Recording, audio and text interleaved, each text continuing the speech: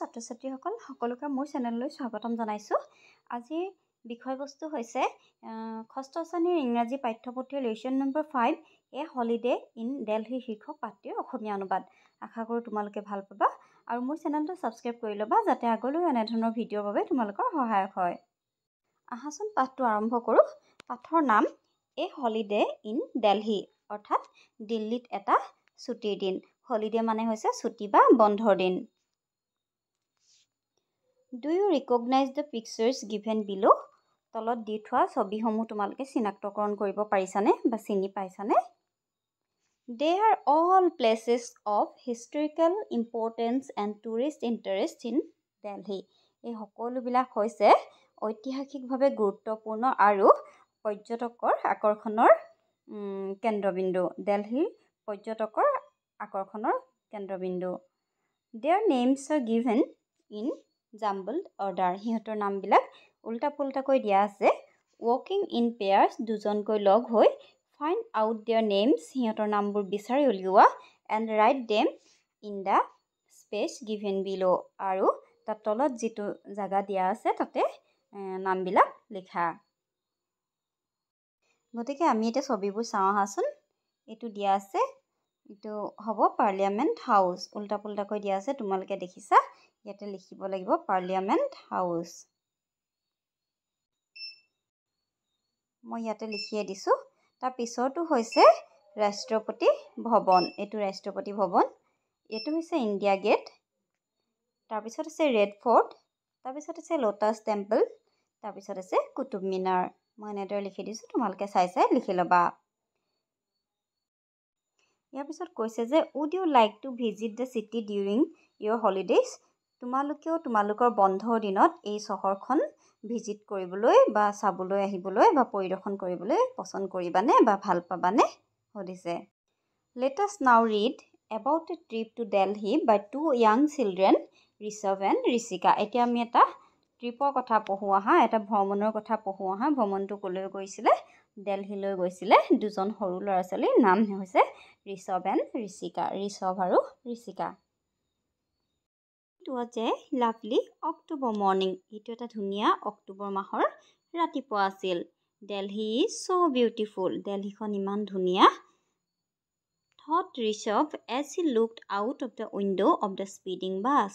ঋষভে ভাবি ভাবি গৈ আছিল যেতিয়া বাছখনে দ্ৰুতগতিত গৈ আছিল আৰু সি খিৰিকীৰে বাহিৰলৈ চাই আছিল।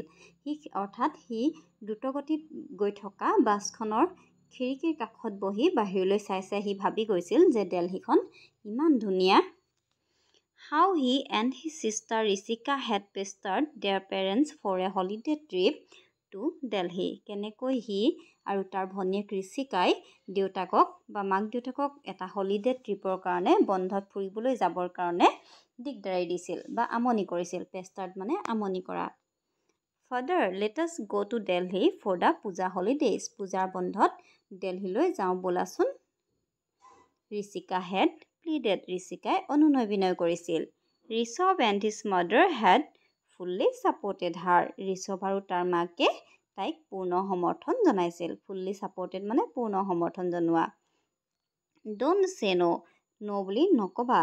She had begged. তাই কাকুতি কৰিছিল। Her father. তাই দেউতাকক কাকুতি কৰিছিল। Rishabh fondly recalled that father had been rather reluctant that day. ঋষভে মনত পেলাইছিল যে দেউতাক সেই দিনটোত কিমান বিৰক্ত হৈছিল। What about your exams in November? তোমালোকৰ নৱেম্বৰত হ'ব লগা পৰীক্ষাটো কি হ'ব? He asked. তেওঁ সুধিছিল।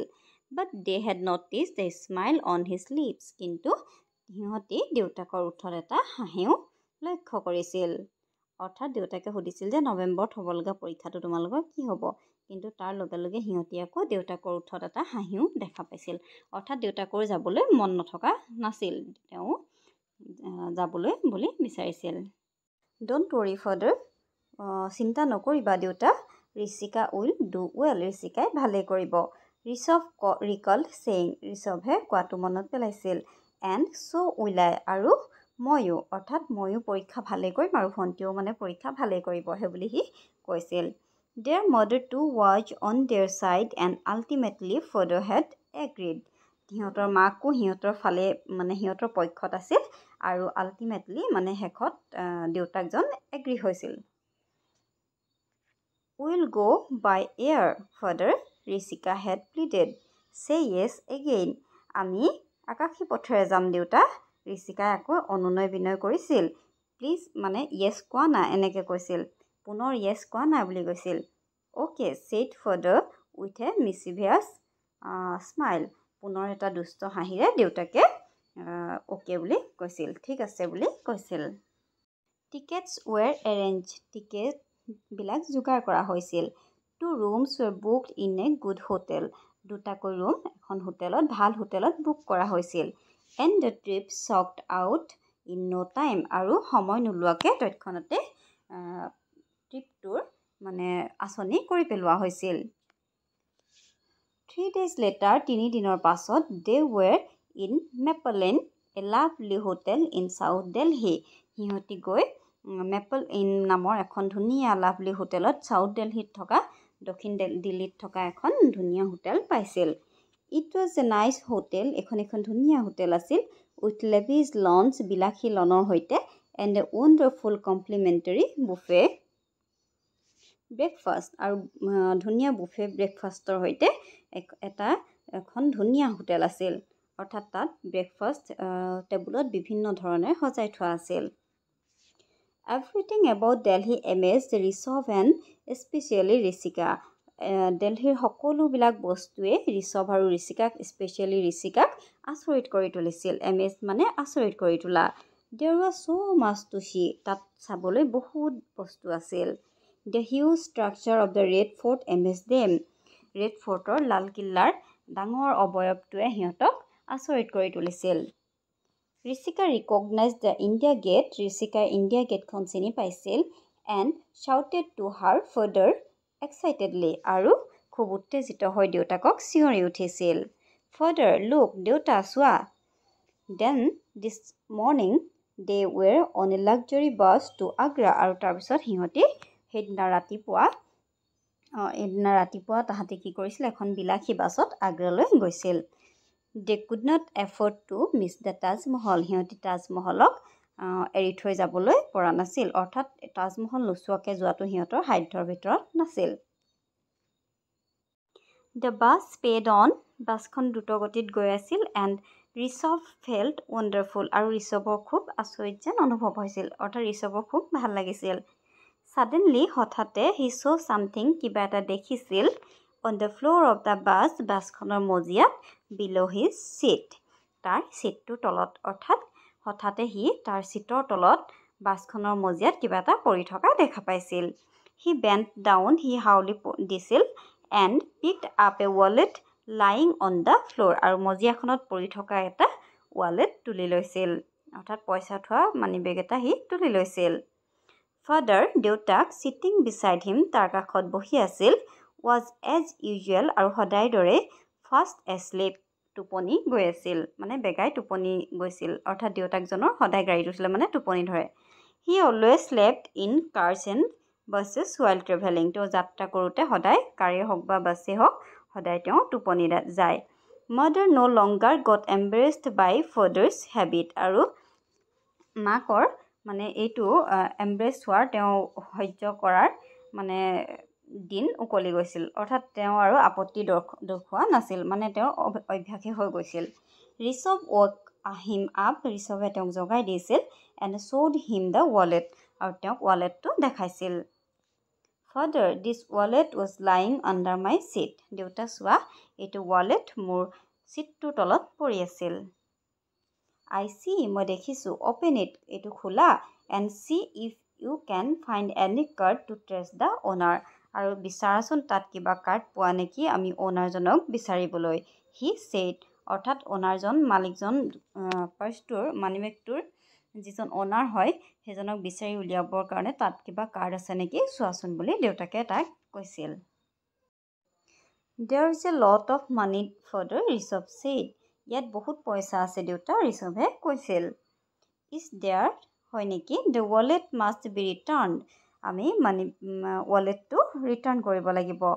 C if you find something about the owner, তুমি অনাৰজনৰ বিষয়ে কিবা পোৱা নেকি চোৱাচোন লুক ফাৰ্ডাৰ চোৱা দেউতা there is a slip of paper with a few telephone numbers and one number marked as my number inside a pocket of the wallet ইয়াতে টুকুৰা কাগজৰ টুকুৰা আছে আৰু তাতে কিছুমান ফোন নম্বৰ লিখা আছে আৰু এটা নাম্বাৰত মাৰ্ক কৰি থোৱা আছে মোৰ নাম্বাৰ বুলি যিখন কাগজ আছে ৱালেটটোৰ ভিতৰ ফালে পকেটত he told his father he তাৰ দেউতাকক ক'লে shall we ring the person up আমি তেওঁলৈ ফোন কৰাত উচিত হ'ব নেকি ঋষভ said ঋষভে কৈছিল you try Rishabh father said তুমি চেষ্টা কৰা ঋষভ দেউতাকে কৈছিল Rishabh dialed the number from his father's mobile phone ঋষভে তাৰ দেউতাকৰ ফোনটোৰ পৰা সেই নাম্বাৰটো ডায়াল কৰিলে a voice replied এটা মাতেৰে উত্তৰ দিলে মানে এটা কণ্ঠই উত্তৰ দিলে মানে কি বুলি উত্তৰ দিছে hello' Rajiv Sharma from Agra here Rajiv Sharma আগ্ৰাৰ পৰা কৈছোঁ may I know who is speaking মই জানিব পাৰোঁনে কোনে কৈছে hello' I am Rishabh Barua from Guwahati মই ঋষভ বৰুৱা গুৱাহাটীৰ পৰা কৈছোঁ my younger sister মোৰ ভণ্টি my parents and I are traveling from Delhi to Agra on a bus মই মোৰ ভণ্টি আৰু মা দেউতাৰ সৈতে দিল্লীৰ পৰা আগ্ৰালৈ এখন বাছত গৈ আছোঁ I found a wallet under my seat মই মোৰ চিটটোৰ তলত এটা ৱালেট বিচাৰি পাইছোঁ is it yours এইটো আপোনাৰ নেকি by any chance কেনেবাকৈ অৰ্থাৎ কেনেবাকৈ এইটো আপোনাৰ নেকি সি সুধিছে yes it is হয় হয় এইটো মোৰে হয় you don't know how worried I was তুমি নাজানা মই কিমান চিন্তাত আছোঁ ব্যক্তিজনে তাক কৈছে I had my ATM card my driving license and my PAN card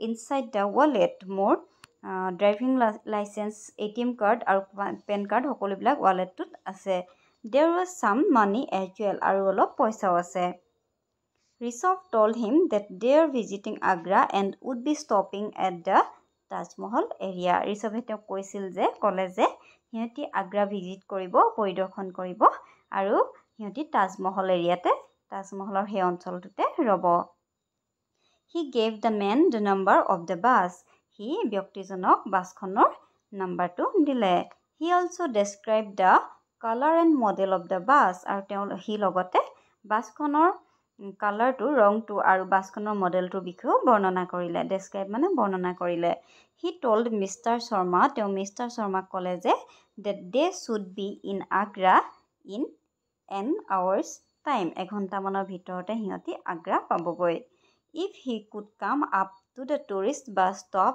near the Taj Mahal Rishabh would hand over the wallet to him যদি তেখেত টুৰিষ্ট বাছ ষ্টপ ৰোৱা পৰ্যটকৰ বাছবোৰ ৰোৱা বাছ ষ্টপটোলৈ আহিব পাৰে তাজমহলৰ ওচৰত থকা তেতিয়া ঋষভে ৱালেটটো সেই ব্যক্তিজনক দিব পাৰিব বুলি ক'লে meanwhile they would keep contact over the mobile phone আৰু তেতিয়া সিহঁতে কি কৰিব মোবাইল ফোনতো কণ্টেক্ট কৰি ল'ব পাৰিব বা মোবাইল ফোনতো কণ্টেক্ট কৰিব Sharma was waiting with his mobile phone fixed to his ear at the bus stop Rajiv শৰ্মাই কাণত মোবাইলটো লৈ বাছ ষ্টপত সিহঁতৰ বাবে অপেক্ষা কৰি আছিল when he saw the bus যেতিয়া তেওঁ বাছখন দেখিছিল he stood by the door আৰু তেওঁ দুৱাৰখনৰ কাষলৈ আহিছিল he introduced himself as a young businessman in the city আৰু নিজকে তেওঁ চহৰখনৰ এজন সৰু বিজনেছমেন বুলি চিনাকি দিছিল he was very happy to get the wallet back আৰু তেওঁ ৱালেটটো পুনৰ ঘূৰাই পাই খুবেই আনন্দিত হৈছিল I don't know how to thank you he said তেওঁ কৈছিল যে মই কেনেদৰে তোমাক ধন্যবাদ জনাম মই ভাবি পোৱা নাই অৰ্থাৎ মই ভাবি পোৱা নাই যে তোমাক কেনেকৈনো ধন্যবাদ দিওঁ offering Rishabh 1000 rupees from the wallet আৰু কি কৰিছিল ঋষভক টকা 1000 তেওঁ অফাৰ কৰিছিল বা উপহাৰ হিচাপে দিছিল Rishabh refused to take the money ঋষভে পইচাটো ল'বলৈ অস্বীকাৰ কৰিছিল and said he was happy that Mr. Sharma had got back his lost wallet আৰু কৈছিল যে তেওঁ হেপী হৈছে বা হিও হেপী হৈছে যে মিষ্টাৰ শৰ্মাই ৱালেটটো পুনৰ বিচাৰি পাইছিল Rajiv Sharma thanked them once again Rajiv শৰ্মাই পুনৰ সিহঁতক ধন্যবাদ জনাইছিল and promised to keep his keep in touch আৰু সিহঁতৰ লগত যোগাযোগ ৰাখিব বুলি প্ৰমিছ কৰিছিল। গতিকে মৰমৰ ছাত্ৰ ছাত্ৰীসকল, পাঠটো ইমানতে শেষ হৈছে। পৰৱৰ্তী প্ৰশ্নোত্তৰৰ বাবে তোমালোকে মোৰ চেনেলটো ছাবস্ক্ৰাইব কৰি ল'বা। ইয়াত লগতে মই শব্দ অৰ্থবোৰ তোমালোকৰ বাবে দি দিছোঁ, তোমালোকে চাই সেইবোৰ লিখি ল'বা। Thank U.